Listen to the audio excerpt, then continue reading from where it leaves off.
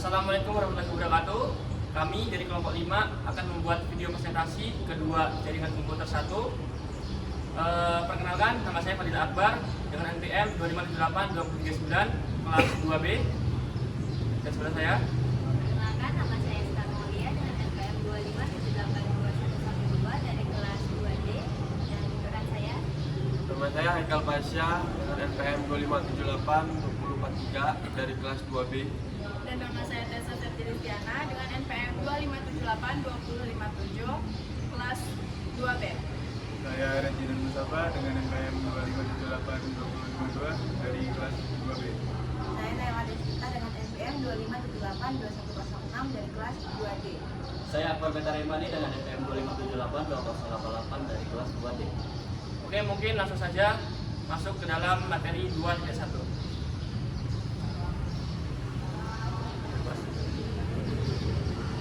Oke, saya akan menjelaskan tentang materi 2.1 yang dimana operasi sistem. Jadi, sistem operasi adalah perangkat lunak yang menghubungkan antara user dengan perangkat keras atau hardware, serta mengatur seluruh operasi sistem. Intinya itu kayak mengelola CPU, memori, dan perangkat input atau output, dan menjalankan aplikasi. Selanjutnya yaitu ada GUI atau Graphic User Interface, yang dimana pengertiannya itu adalah antarmuka pengguna yang menggunakan elemen grafis seperti icon, tombol, dan menu yang memudahkan interaksi.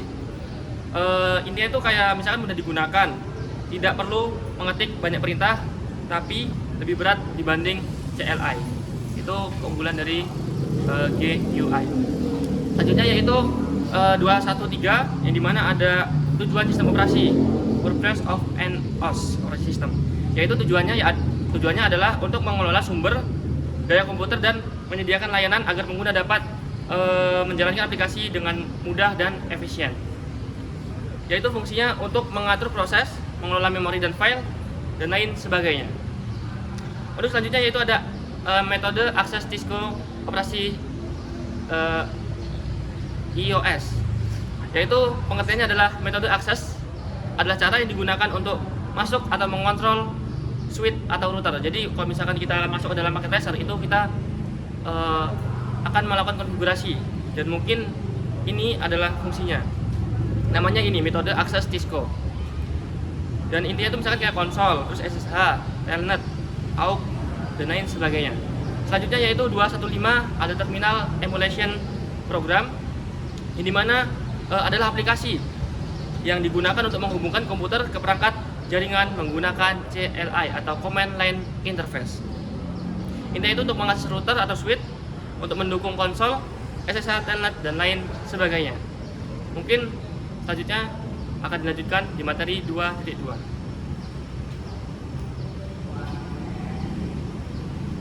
Selanjutnya yaitu materi 2.2 yaitu iOS Navigation. Nah, di dalam materi ini iOS Navigation itu adalah yang menjelaskan cara pengguna mengakses serta mengelola perangkat jaringan melalui CLI yang terdiri dari beberapa mode dengan fungsi dan tingkat akses yang berbeda.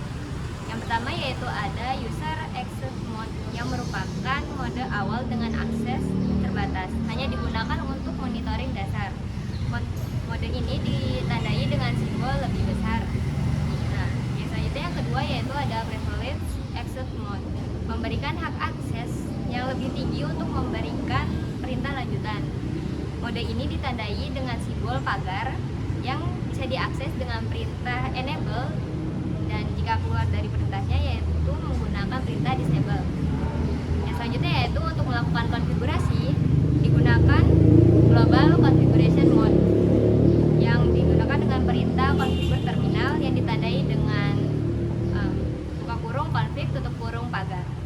Nah, di dalam mode ini pengguna dapat masuk ke dalam submode seperti line configuration mode, yaitu untuk mengatur akses, contohnya itu seperti line console 0 dan juga line VTY 04.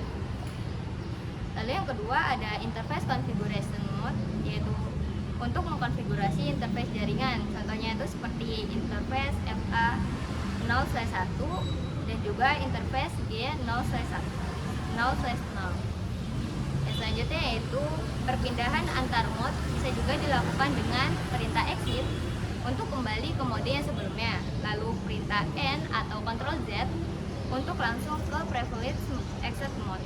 Nah, pemahaman terhadap mode-mode ini memudahkan pengelolaan konfigurasi perangkat Cisco secara lebih terstruktur. Nah, begitu saja penjelasan untuk materi 2.2 bisa dilanjutkan dengan materi yang 2.3.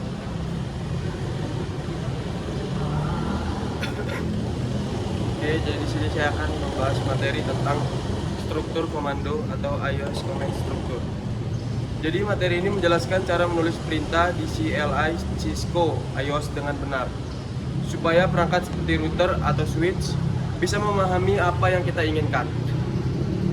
Selanjutnya 2.3.1 Basic iOS command struktur. Di Cisco iOS, setiap perintah itu punya struktur seperti kalimat. Struktur umumnya command plus keyword plus argumen. Penjelasannya show, perintah utama untuk menampilkan informasi, dan IP, keyword, untuk menentukan jenis informasi, dan interface brief, argumen, detail yang ingin kita ditampilkan. Kesimpulannya, command, inti perintah, keyword, penjelas, argumen, detail tambahan. Ibaratnya seperti bicara, kalau susunan kata salah, perangkat tidak akan mengerti. Lalu, selanjutnya, iOS command syntax check. Cisco iOS punya fitur untuk mengecek apakah perintah yang kita ketik benar atau tidak. Artinya, contoh salah show IP, dan dia akan muncul invalid input detect. Artinya ada kesalahan penulisan, iOS tidak mengenali perintah tersebut, dan fungsinya menunjukkan letak kesalahan, mencegah konfigurasi yang salah. Lalu, iOS help fitur. iOS menyediakan fitur bantuan supaya kita tidak perlu hafal semua komen. Lalu selanjutnya autocomplete atau tab digunakan untuk menyelesaikan perintah secara otomatis. Lalu selanjutnya context sensitive help. Fitur bantuan ini menyesuaikan dengan posisi perintah kita. Artinya iOS hanya menampilkan opsi yang sesuai dengan konteks. Lalu hotkeys and shortcuts. Shortcut keyboard digunakan untuk mempercepat kerja di CLI. Lalu praktik atau paket tracer dan teraterm. Paket tracer digunakan untuk latihan simulasi, belajar mengetik komen dan navigasi mode. Lalu teraterm digunakan di dunia nyata untuk menghubungkan komputer ke router atau switch lewat kabel konsol.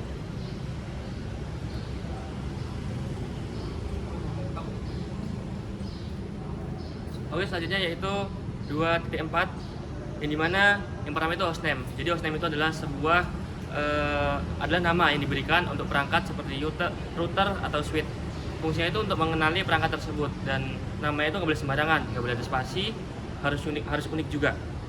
Dan selanjutnya yaitu mungkin ada password with length, yang dimana adalah aturan atau pedoman dalam membuat kata sandi. Jadi misalkan kita itu harus mengombinasikan huruf atau angka atau simbol-simbol tertentu, dan kita diminta untuk menghindari kata-kata atau sandi yang mudah ditebak. Dan selanjutnya yaitu ada konfigurasi password, yang dimana hal ini adalah pemberian kata sandi kepada perangkat jaringan untuk membatasi akses pengguna. Jadi kalau misalkan ada pengguna lain, itu nggak bisa asal masuk ke perangkat kita, karena kita sudah memberikan password seperti itu. Dan selanjutnya yaitu ada encrypt password, yang dimana encrypt password ini adalah proses mengubah password menjadi terenkripsi, tidak terbaca langsung untuk meningkatkan keamanan. Fungsinya itu untuk melindungi password dari pencurian, dan password tidak ditampilkan dalam bentuk asli, lebih aman dibandingkan password biasa. Selanjutnya yaitu ada banner message, atau banner message adalah pesan yang ditampilkan saat pengguna mencoba mengakses perangkat jaringan. Jadi intinya itu berisi peringatan atau informasi, digunakan untuk keamanan, misalnya akses hanya untuk pengguna resmi. Selanjutnya yaitu ada secure administrative access to a switch, yang dimana untuk mengamankan sebuah device, untuk mengamankan akses administrator ke perangkat switch agar tidak disalahgunakan. Dan yang terakhir ada syntax checker, yang dimana adalah fitur untuk memastikan bahwa perintah yang dimasukkan sesuai dengan aturan bahasa Cisco iOS. Fungsi itu untuk membantu menghindari kesalahan, untuk memberikan petunjuk jika salah dan mempermudah proses konfigurasi. Oke, mungkin lanjut ke 2.5. Nah, di sini saya akan menjelaskan tentang 2.5 yaitu 4 program sederhana. Yang pertama di sini ada 2.5.1 yaitu menginskripsi pesan. Nah, di sini ada 4 program sederhana untuk menyajikan beberapa aspek proses string di dalam Python. Di mana sandi ini mungkin diciptakan dan digunakan oleh Guis, Julius Caesar dan pasukannya selama Perang Gallia. Nah, idenya ini cukup sederhana, di mana setiap huruf dalam pesan diganti dengan konsekuen terdekatnya. Terus di sini juga ada sandi Caesar yang kedua yaitu mendeskripsi pesan, di mana transformasi baliknya seharusnya sudah jelas. Perhatikan code. Nah, di dalamnya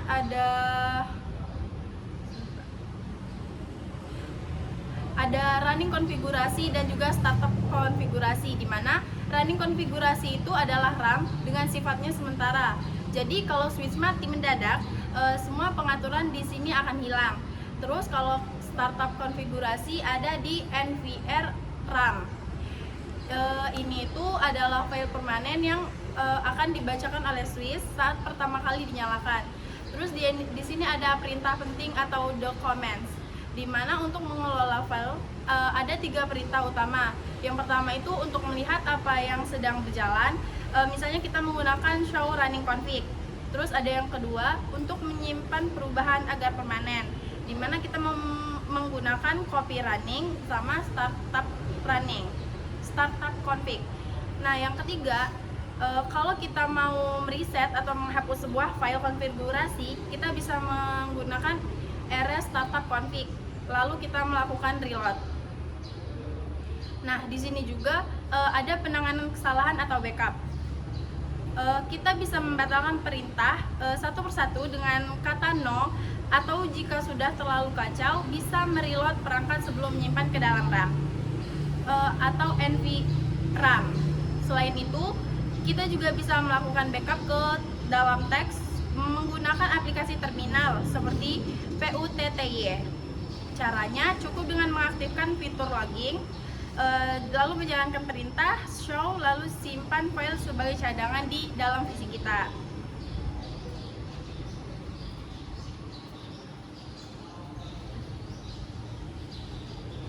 Jadi saya di sini akan membahas tentang modul 2.6 yaitu tentang IP address, interface, dan port.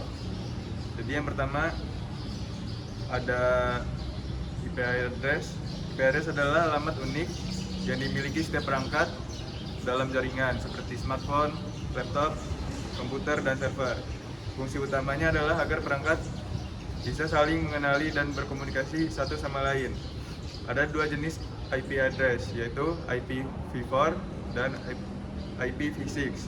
IPv4 adalah paling umum digunakan dengan format angka seperti 192.168.1.1.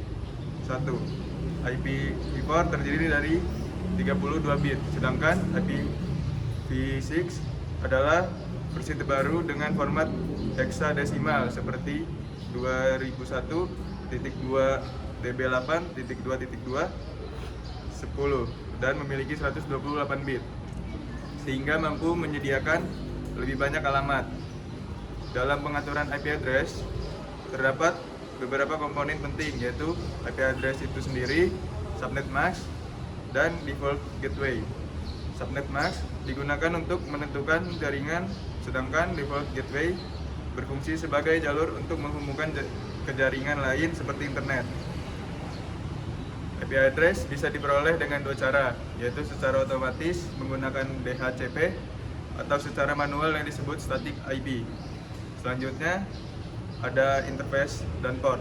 Interface adalah jalur penghubung perangkat ke jaringan, sedangkan port adalah tempat untuk menghubungkan kabel atau koneksi jaringan ke perangkat, seperti port LAN pada komputer atau switch. Lalu yang terakhir ada beberapa jenis media jaringan yang digunakan, yaitu kabel tembaga atau chopper, fiber optik, dan wireless atau nirkabel. Masing-masing memiliki kelebihan seperti kecepatan, jarak jangkauan, dan fleksibilitas. Selain itu, pemilihan media jaringan juga dipengaruhi oleh beberapa faktor seperti jarak lingkungan, kecepatan, dan biaya instalasi. Jadi kesimpulannya, IP address, interface, dan media jaringan merupakan komponen penting yang memungkinkan perangkat dapat terhubung dan berkomunikasi dengan baik dalam sebuah jaringan.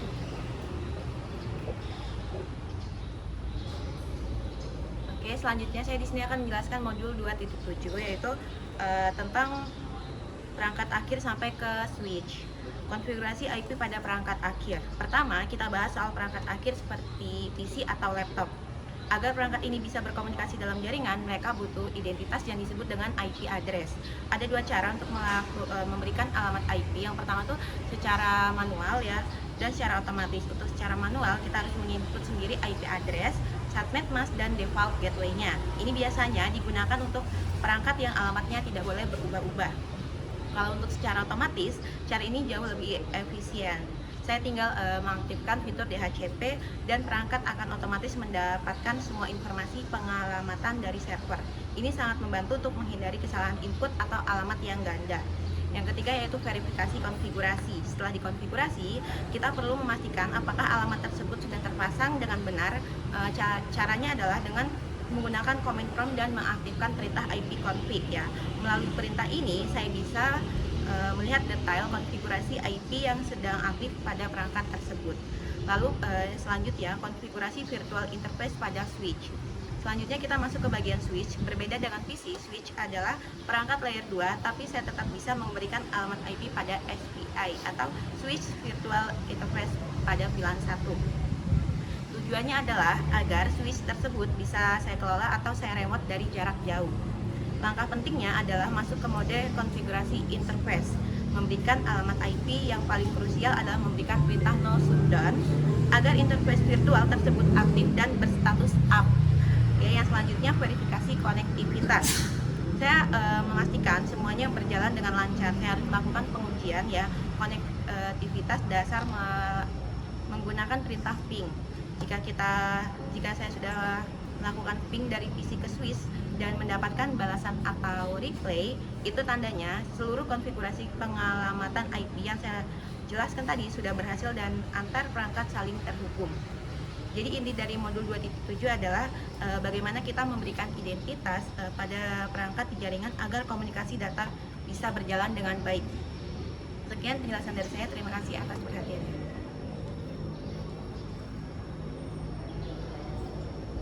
Oke, untuk materi 2.8 itu ialah tentang verifikasi konektivitas. Nah, di dalam materi 2.8 ini dia terdapat dua buah video. Yang pertama dia tentang menguji antarmuka atau interface. Lalu yang kedua adalah video tentang menguji konektivitas end-to-end. Nah, di video pertama dia tujuan utamanya untuk memastikan switch S1 dan switch S2 memiliki alamat IP yang dapat dijangkau pada VLAN manajemen atau VLAN satu mereka. Nah, langkah pertama itu dalam perintah verifikasi itu perintahnya adalah show IP interface brief. Nah, perintah ini dia memberikan gambaran umum tentang semua port dan SPI yang menampilkan IP address, status, dan protokol. Nah, di dalam video yang pertama itu didemonstrasikan dua skenario yang berbeda. Pertama, itu di mana interface dalam kondisi down, dan yang kedua itu di mana IP-nya belum ada sama sekali atau belum diberikan sebuah IP. Nah, di skenario pertama, interface itu berstatus administratively down. Nah, meskipun IP sudah dikonfigurasi, interface seringkali dinonaktifkan secara bawaan atau default. Nah, pertama kita masuk ke global config dengan perintah configure terminal. Lalu kita masuk ke interface config dengan perintah interface VLAN 1. Lalu kita mengaktifkan interface dengan perintah no shutdown. Nah, Di skenario kedua, yang dimana IP-nya belum ditetapkan, kita harus menetapkannya secara manual di dalam mode konfigurasi interface. Pertama kita memberikan perintah IP address, lalu kita masukkan IP 192.168.1.3, lalu subnet masknya 255.255.255.0.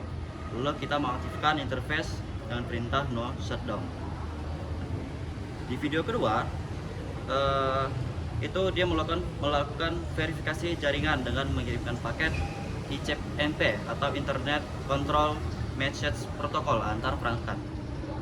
Pertama itu adalah hasil ping pertama yang timeout. Nah, jika diperhatikan saat melakukan ping pertama kali ke switch S1 atau S2, paket pertama sering kali berstatus request timeout atau RTO. Nah, di dalam video tersebut menyebutkan bahwa ini di luar cakupan, namun biasanya ini terjadi karena proses ARP atau Address Resolution Protocol. Switch perlu waktu sejenak untuk memetakan alamat IP ke alamat fisik atau MAC address sebelum bisa mengirim data. Nah, lalu untuk hasilnya ping kedua dan seterusnya biasanya akan berhasil 100%. Nah, lalu yang kedua pengujian dua arah. Nah, sangat penting untuk melakukan ping dari PC A ke PC B dan sebaliknya PC B ke PC A. Jika ping berhasil dari satu sisi tapi gagal dari sisi lainnya, kemungkinan besar penyebabnya bukan kabel atau IP yang salah, melainkan firewall. Nah, di dalam video juga menjelaskan bahwa jika bisa melakukan ping dari satu perangkat ke perangkat lain, tapi tidak sebaliknya, biasanya itu menunjukkan adanya masalah pada firewall. Secara default, Windows Firewall sering memblokir paket ICMP echo request atau permintaan ping. Nah, dalam lingkungan simulasi atau lab tertentu, firewall ini mungkin perlu dinonaktifkan agar koneksi dapat diverifikasi. Terima kasih. Oke, baik, mungkin cukup sekian presentasi video kedua jaringan komputer 1 dari kelompok kita, kelompok 5. Mungkin cukup, kami akhiri. Wassalamualaikum warahmatullahi wabarakatuh.